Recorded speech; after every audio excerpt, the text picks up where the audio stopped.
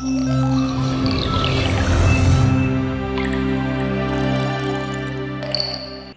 everyone, I am Mia.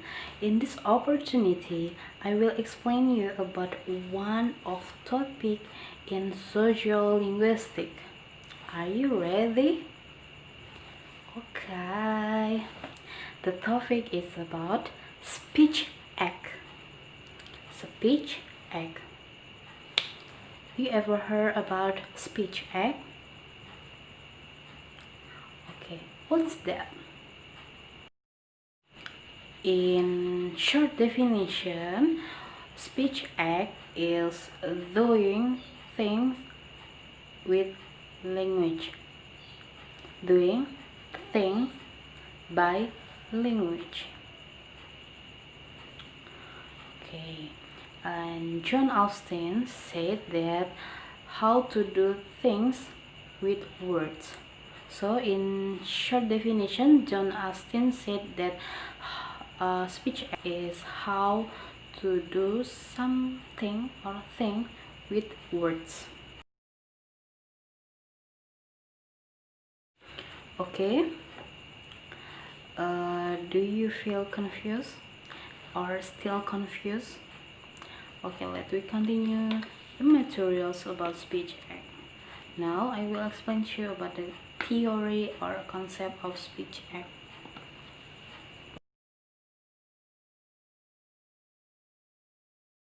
Okay, this is the theory of speech acts. This concept was proposed by John Langsell Austin in 1962, one of the founders of pragmatic, and later developed by John R. Searle in 1969. Both philosophers of language, they believe that language is not only used to inform or to describe things, it is often used to do things, to perform acts. In other words, actions performed via utterances are generally called speech acts. Okay, so this is the theory of speech acts. You can read this statement. Okay, John Austin stated that speech act can be divided into three different smaller acts. The first one is illusionary acts, and the second is locutionary acts, and the three is perlocutionary acts. Okay, the first we discuss is about the locutionary act. Before that, I explain you what is locution. Locution is a form of expressions, a phrase, or maybe an expressions. And the locutionary act is the act of performing words into utterances that make sense in a language with correct grammar and pronunciation. The second is the illocutionary acts. But I explain you first about illocution. Illocution is an action performed by saying or writing something. Like example, ordering, warning, or maybe promising. And then the definitions of illocutionary act: intended communicative actions by the speaker bound to certain conventions. The illocutionary act can only be safe if there is a convention in society that make it possible. Okay, the third is perlocutionary act. But before that, I explain you what is perlocution. Perlocution is an act of speaking or writing aims to effect an action but which in itself doesn't effect or constitute the actions. as persuading and convincing. And the perlocution act is the effect that an utterance has on the thoughts, feelings, or attitudes of the listener.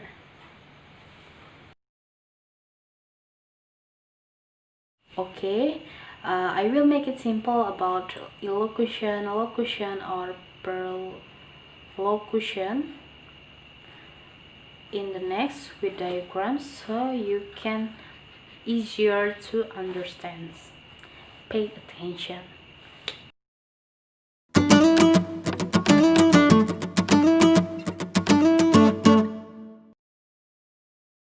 So, locutionary, illocutionary, perlocutionary, these are dimensions for speech act, which means that they can be performed separately. In an utterance, you can always find these different aspects. Often, the same utterance can have different illocutionary force or intended function in different contexts. Such example,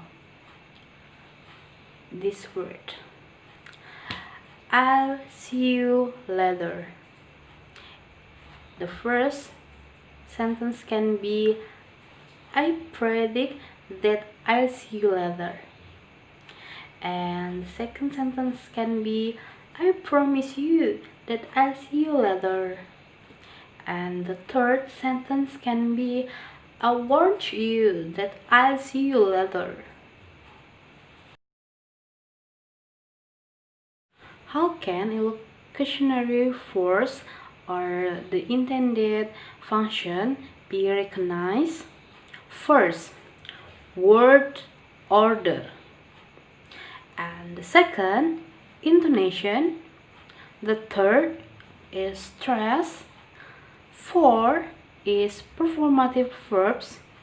And the last is felicity conditions or appropriateness or context and role of the speaker.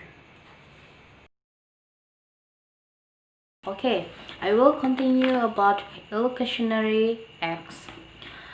Surely divide these illocutionary acts into 5 basic types. So the first one is directive, and the second is commissive, and the three is representative or assertive, and the fourth is declarative, and the fifth is expressive. Okay, now is directive. What is directive? Directive, it is conversations between first and the second person.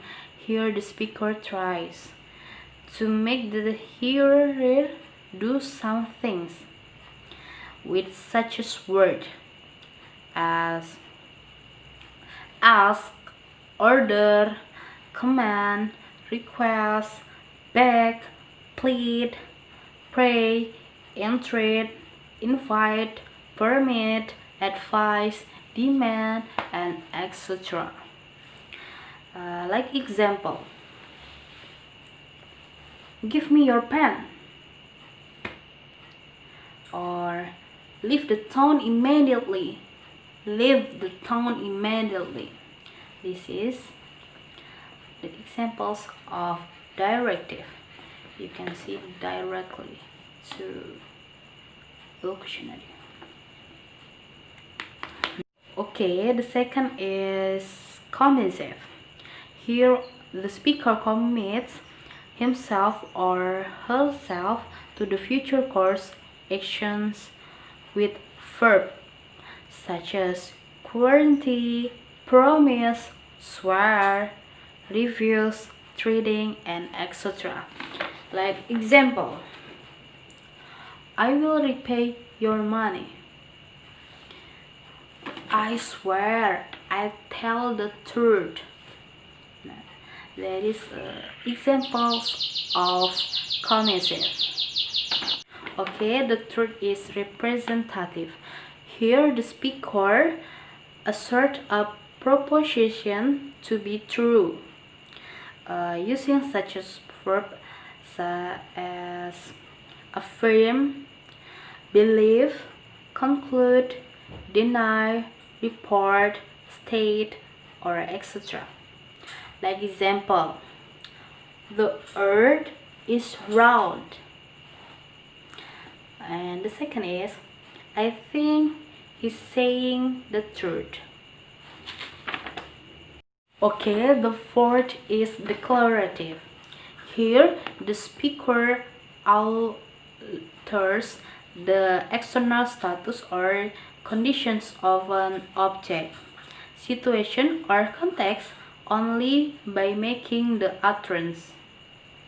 Like example, class dismissed, and then you are fired, and we find defendant not guilty.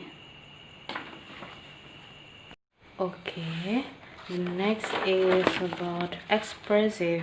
Expressive is here the speaker express an attitude to or about a state of affairs, using such as verbs as thanks, congratulate, apologize, praise, or etc.